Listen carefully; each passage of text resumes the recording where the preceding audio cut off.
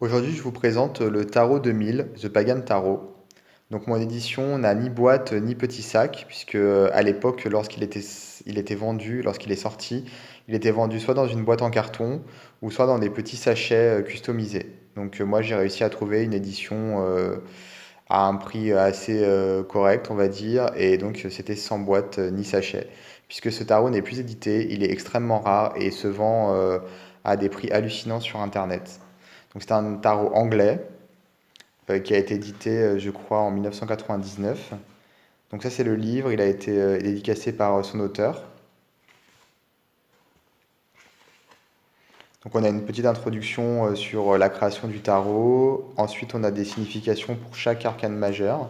Ce qui est assez marrant, c'est que, enfin assez bien fait, c'est qu'il a repris les 22 sonnets du livre de Charles Leland sur la sorcière Aradia.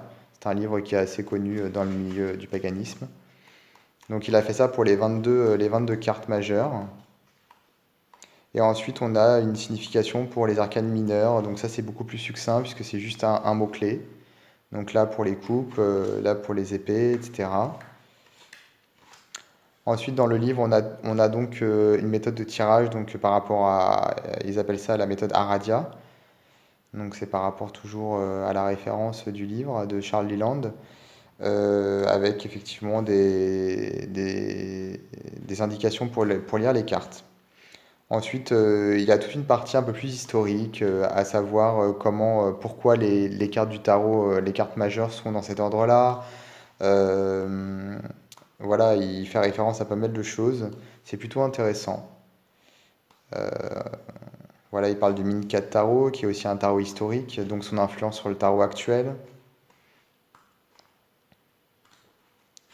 Et il me semble qu'il y a même la numérologie, voilà ce que j'allais dire. Il y a même d'autres références, même par rapport au mandala.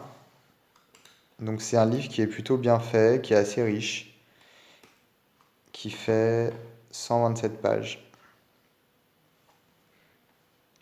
Et donc le jeu.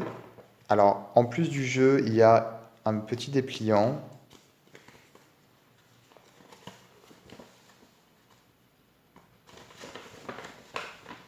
qui permet d'avoir des significations des cartes, des arcanes majeures rapidement, pour éviter d'aller piocher dans le livre. Il y a des mots-clés en fait. Et donc il y a également la méthode de tirage avec des indications pour lire les cartes. Donc on va dire que c'est une aide-mémoire.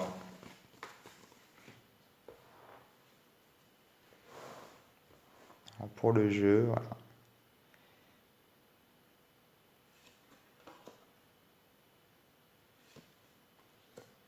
Il est très très féminin. Enfin, c'est mon avis. Très joli, hein. Beaucoup de détails. L'arrière des cartes aussi est vraiment joli.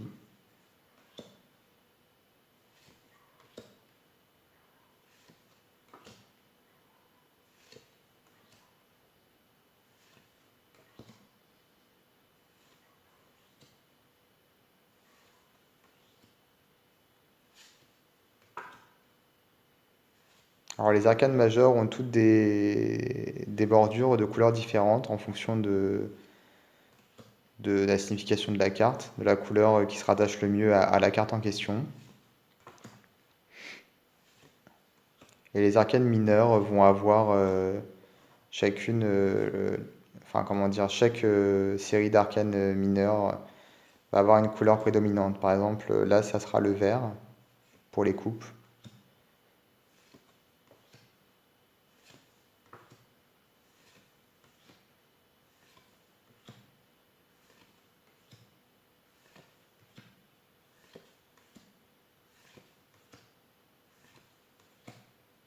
On a bien en fait le mot-clé écrit pour chaque carte, hein. La séduction,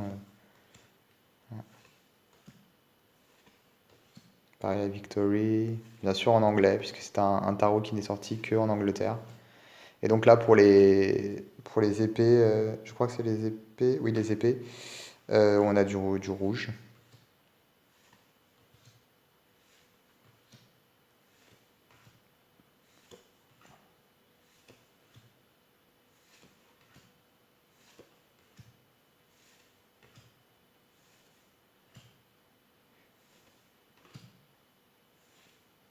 Donc là, c'est du jaune hein, pour les pentacles.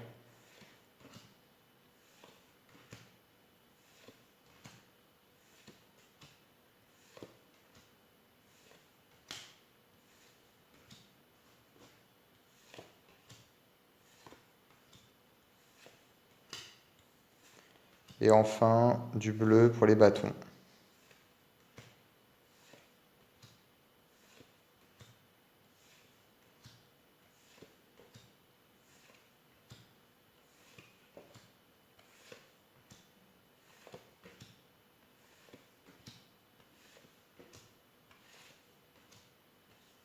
Voilà. Alors la seule comment dire, ce qui ne va pas dans le jeu, c'est que les cartes sont vraiment très très fines, hein. Donc ça, elles sont pas très épaisses, quoi, malheureusement. Mais bon, sinon elles sont vraiment jolies. Voilà, n'hésitez pas à suivre ma chaîne YouTube pour être averti des prochaines vidéos. À bientôt!